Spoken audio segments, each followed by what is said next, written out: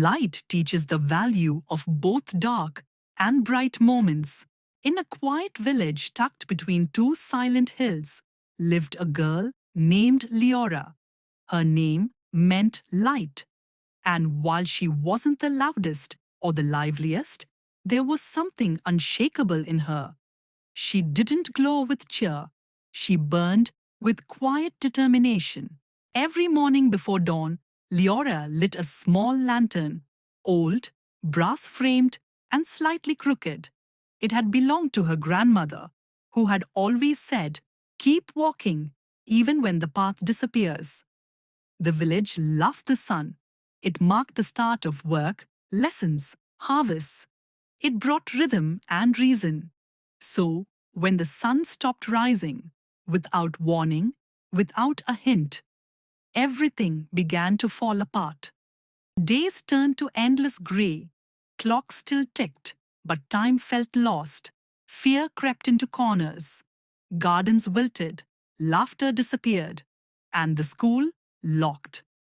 Teacher Myra, who once read stories with a voice like spring rain, sat alone in her classroom, her chalk untouched, her blackboard bare.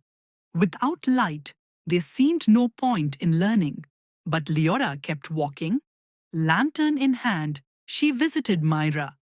"You're still carrying that?" the teacher asked, barely looking up. Leora nodded. "Light isn't just for when things are bright.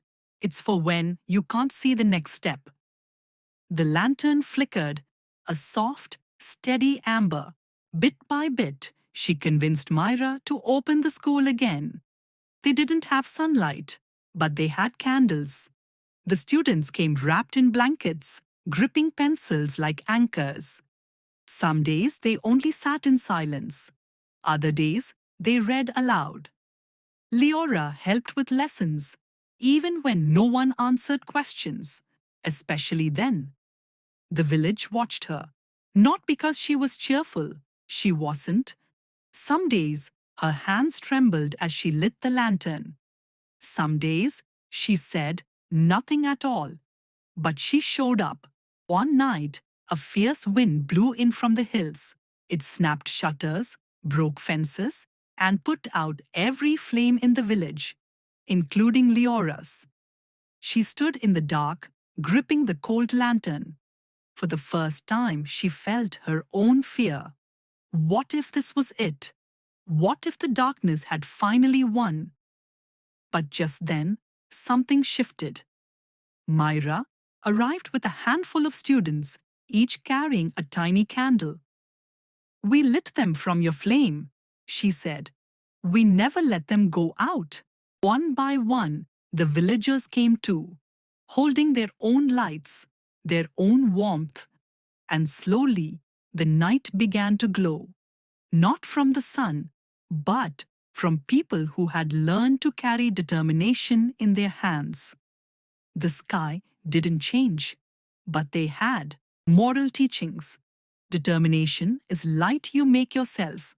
You don't need brightness to begin, just a reason to keep going. When others give up, showing up is an act of quiet courage. The truest leaders aren't loud, they're steady. Learning doesn't stop when the sun goes away. Sometimes it begins there.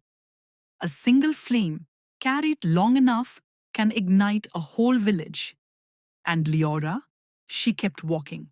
Not because she had the answers, but because someone had to take the first step in the dark, and she knew how to do that.